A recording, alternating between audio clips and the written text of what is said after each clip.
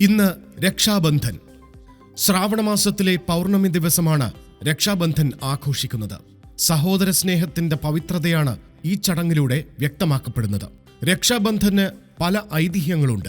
ഒരിക്കൽ കൃഷ്ണന്റെ വിരൽ മുറിഞ്ഞപ്പോൾ ദ്രൗപദി തന്റെ ചേലയുടെ ഒരറ്റം കീറിയെടുത്ത് മുറിവിൽ കെട്ടിയെന്നും ഈ പ്രവൃത്തിയിൽ സംതൃപ്തനായ കൃഷ്ണൻ ദ്രൗപദിയെ സംരക്ഷിക്കുമെന്ന ഉറപ്പു നൽകിയെന്നും ഇത് രക്ഷാബന്ധന്റെ ആദ്യ സംഭവങ്ങളിൽ ഒന്നായും കണക്കാക്കുന്നു. ഒരിക്കൽ ദേവന്മാരും അസുരന്മാരും തമ്മിലുള്ള യുദ്ധം നടന്നു. ദേവന്മാർ പരാജയപ്പെടുമെന്നായപ്പോൾ ഇന്ദ്രന്റെ പത്നിയായ ശചി ഇന്ദ്രന്റെ കയ്യിൽ രക്ഷയ്ക്കായി രക്ഷാബന്ധൻ കെട്ടിക്കൊടുത്തു. ഈ രക്ഷാബന്ധന്റെ ബലത്തിൽ ഇന്ദ്രൻ ശത്രുക്കളെ പരാജയപ്പെടുത്തി. ഇന്ദ്രൻ വിജയിച്ച് തിരിച്ചുവന്ന ആ ദിവസം മുതൽ രക്ഷാബന്ധൻ എന്ന ഉത്സവം ആരംഭിച്ചു എന്ന് പറയപ്പെടുന്നു.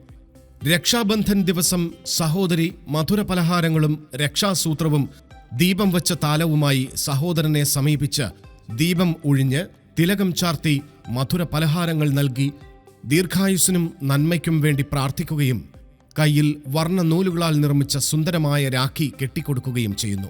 സഹോദരൻ ആജീവനാന്തം സഹോദരിയെ സംരക്ഷിക്കുമെന്നും പരിപാലിക്കുമെന്നും പ്രതിജ്ഞ ചെയ്യുന്നു.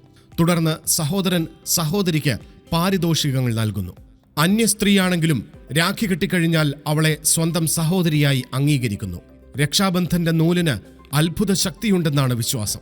ബംഗാൾ വിഭജന സമയത്ത് ജാതിമത വ്യത്യാസമില്ലാതെ പരസ്പരം രാഖി ബന്ധിച്ചും വന്ദേമാതരം മന്ത്രധ്വനികൾ മുഴക്കിയും നാടെങ്ങും പ്രതിഷേധങ്ങൾ ഇരമ്പിയപ്പോൾ അധികാരവർഗങ്ങൾ ഭാരത ജനതയുടെ രാഷ്ട്രസ്നേഹത്തിനു മുൻപിൽ മുട്ടുമടക്കുകയും ബംഗാൾ വിഭജനം പിൻവലിക്കുകയും ചെയ്തു.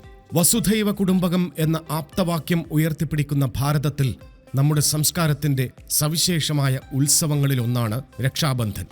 രക്ഷാബന്ധന് ഒരൊറ്റ മാനമേയുള്ളൂ. അത് സ്നേഹത്തിന്റെയും സഹവർത്തിത്വത്തിന്റെയും സുരക്ഷയുടേതുമാണ്. ഇന്നലകൾ ഇന്ന് powered by hotel Chitra, pure vegetarian, Marthandam, Kanyakumari, Nagercoil.